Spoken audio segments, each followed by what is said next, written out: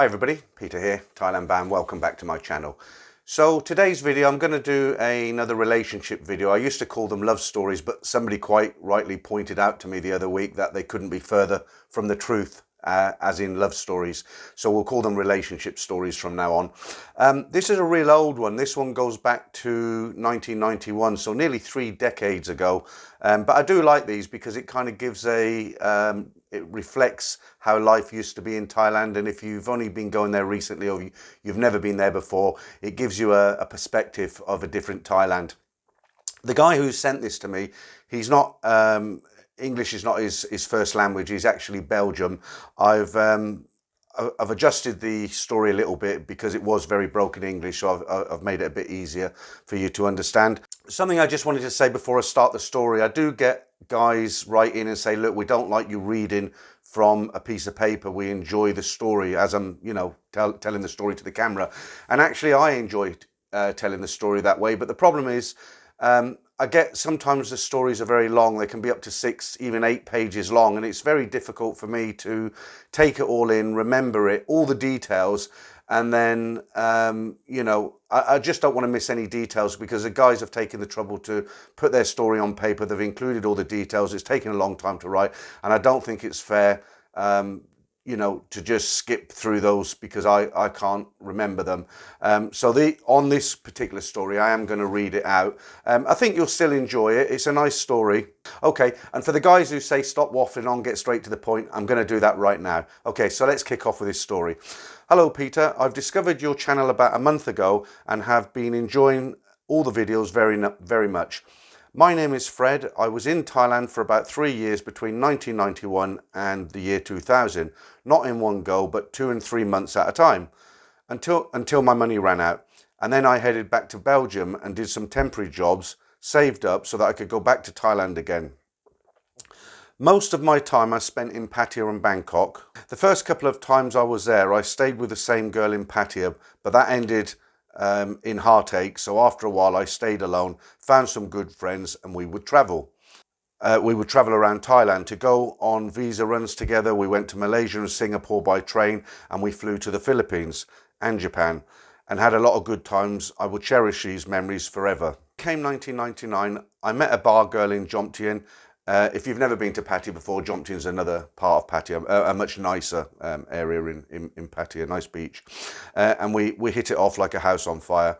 I asked her if she would like to stay with me for 2 weeks. She agreed. I paid a bar fine for the 2 weeks, and that was that.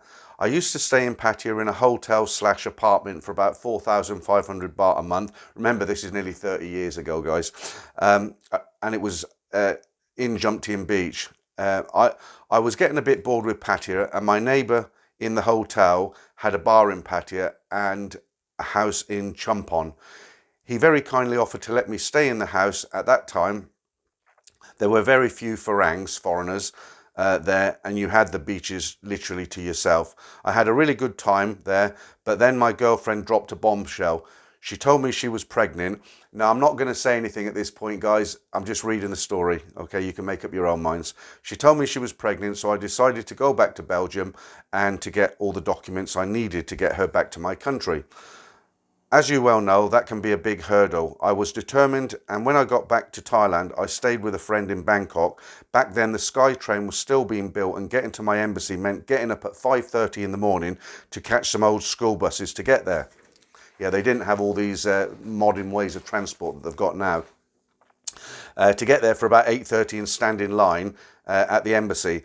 I also had to be married to be able to get the visa for her, my future wife, so we decided to get married in Bangkok. I had all the paperwork, but the clerk in some small halls said to us, I don't know what he meant by that, but I think he's trying to say when he went to get married, the clerk that was going to, or whoever was going to do the ceremony, the official paperwork, he basically said, you can't get married yet because your girlfriend's she hasn't reached the age of 18 yet. I couldn't understand what I was hearing because she said she was 21 when I met her, and I believed her. I know I should have asked her for a passport or ID earlier, but she always had some excuse as to why I couldn't see any documentation. Honestly, I'm not interested in underage girls, and I'm not like that at all. But she looked and acted like she was at least 21 years old. So from then on, we had to go up country to her village to get permission from her mother and father so that they would sign a marriage certificate. I could see red flags. I could see red flags flying. I knew a lot of stories about Farangs and bar girl relationships. 95% of them go wrong. But I told myself, okay, I'll take a chance and see what will come of it. We went to Belgium. We had our lovely daughter, and the first 3 years of marriage was really. My wife really took good care of our daughter. My wife then got a job in a factory as we took our daughter to daycare, but the relationship was difficult. One day, and out of the blue, she tells me that she is leaving me. I was very upset at first, but being honest with myself, I realised that we weren't meant to be together. We agreed to split under good terms. I did not have to pay her any money, but she was going to have our house. But I had full custody of my daughter. My ex-wife agreed. We went to a solicitor and put it all on paper. The first year after the breakup, she came every Sunday morning to pick our daughter up for the day and returned her back in the evening. This was the agreement we had, but this was strictly between me and her. After a year, she stopped picking up our daughter, and after several months, I received a package from Finland. It turns out that my ex-wife was living in Finland and had sent a birthday present for my daughter.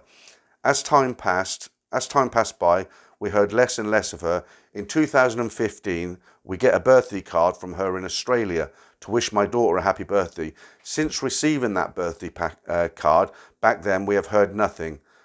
We have heard nothing since the year 2000. I only went back to Thailand once in 2012. I took my daughter to Phuket for a holiday. After all, she is half Thai.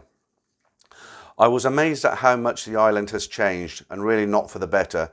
I had been to Phuket 3 times previously. Back then it was a charming island, and I even walked from Pat Pong to Khon to Kata beach on the main road with hardly any traffic. Unimaginable in 2012. Koh Phi Phi even has a big hotel, Koh being the Thai word for island, even has a big hotel now, which never did when I last visited.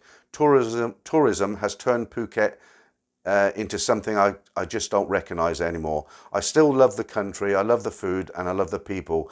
Maybe I will get back one day, when my daughter has finished university. So Peter, it is nice to tell my story to somebody who knew what Thailand was like in the 90s. Thank you for listening, Fred. Okay, so just a short story today. The only comment I'd say on that, I mean, I always feel sad for these guys they're really genuine guys. They meet a girl, maybe they're not streetwise or they don't have that much experience in Thailand, and they go into a relationship with genuine feelings. They want to take care of the girl. They get married, they have kids, and the girl, this is what happens. We've heard this story so many times.